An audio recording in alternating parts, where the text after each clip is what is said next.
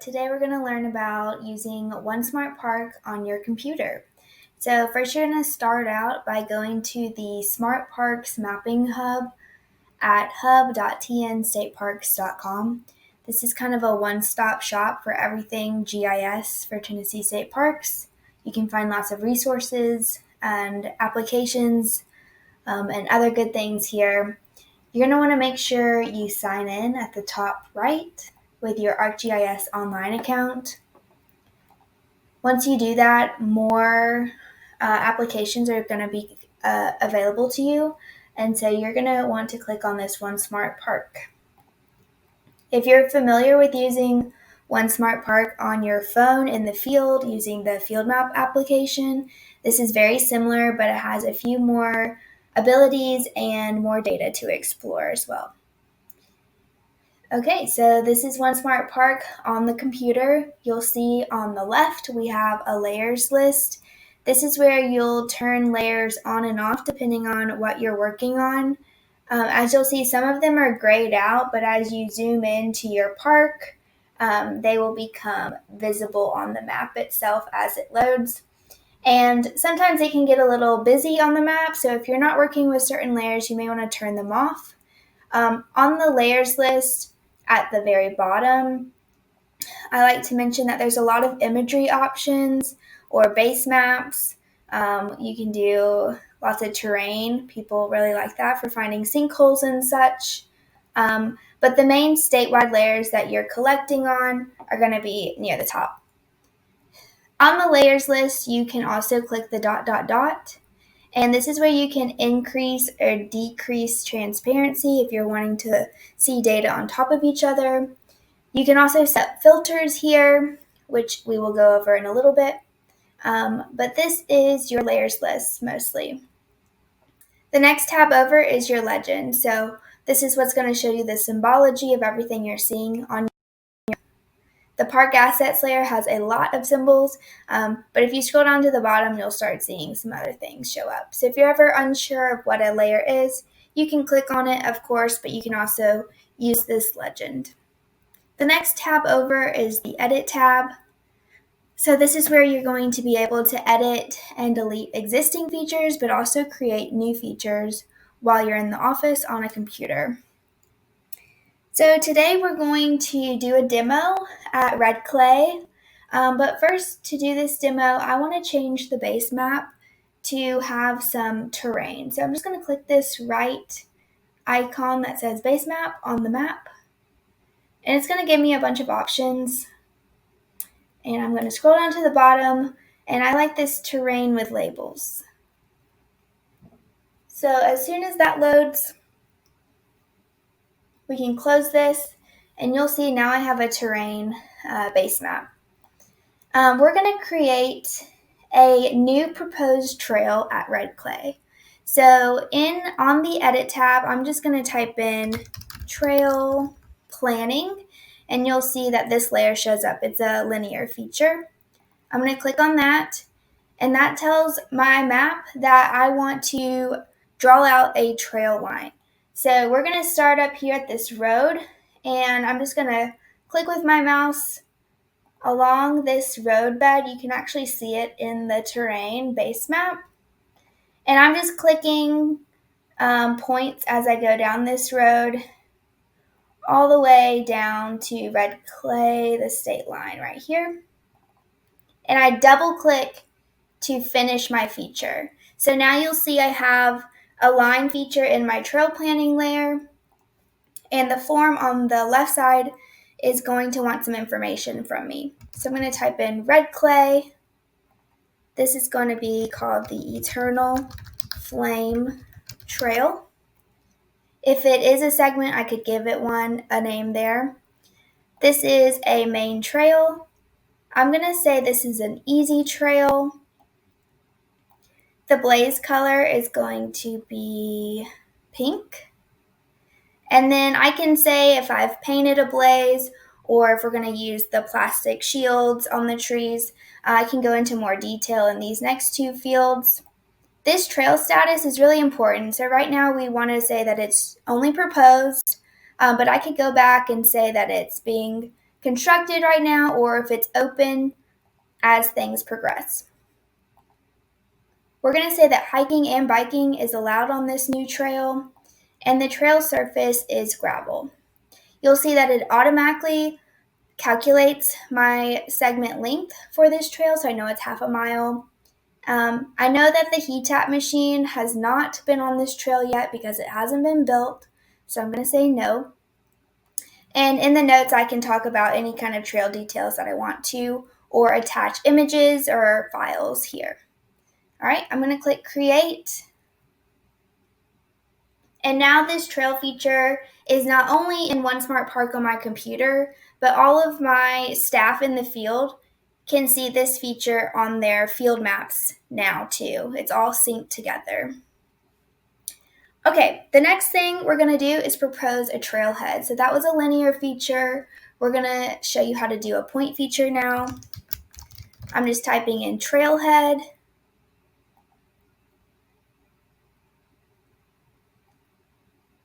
And then I'm going to move my cursor to where I want the trailhead to go.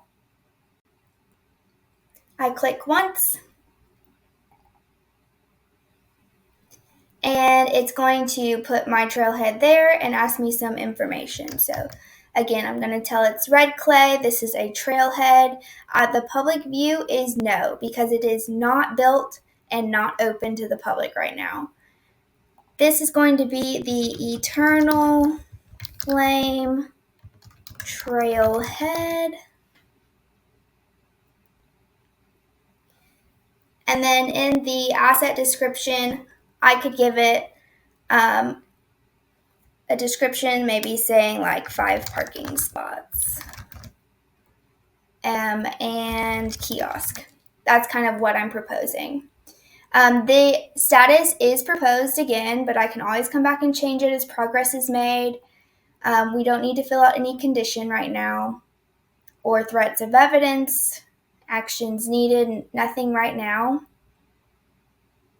And then in the notes, I can talk about any specs that I want to make sure are included, as well as pictures and attachments. So I'm going to click Create. And now we have a proposed trailhead for our Eternal Flame Trail.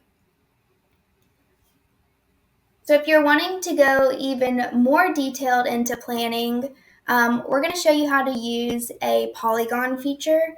So if anything you're trying to collect doesn't fall into one of the statewide layers that we have built, we do have miscellaneous points, lines, and polygons. So I just typed in miscellaneous, and we're going to use a polygon. And we're going to map out the proposed parking lot for this trailhead. So this is how you do a polygon feature. So we're just going to click with our mouse as we draw the polygon, and we're going to double click to finish it off. That polygon will be created and the smart form will show up. We're going to say we're at red clay again. This is going to be south parking lot, and I can give it notes about 5 spots, gravel. And so this feature has very little fields, but you can put whatever you want in that notes field, as well as attachments and files here. And I'm going to click Create. Awesome. So now, as you can see, we've proposed a new trailhead, a new parking lot, and a new trail within a few minutes. If you're wanting to edit an existing feature, you'll just have to go to the Edit tab and use the Select tool. And we're going to select this cultural resource point that already exists on our map. All right, and you'll see that it doesn't have a name, so I'm just going to edit it. This is the Eternal Flame. And right now the public view is no, but we're going to say yes because it is publicly open right now. There's a historical association. It is visible. We could give it a date, and I've already given it a description. If there's any actions that needed, we could note that there. In the accessibility review, notes, and of course, here are the images I took while out in the field. So we're just going to say update, But if I wanted to delete a point, this is where you would delete that. For this one, we're going to click Update.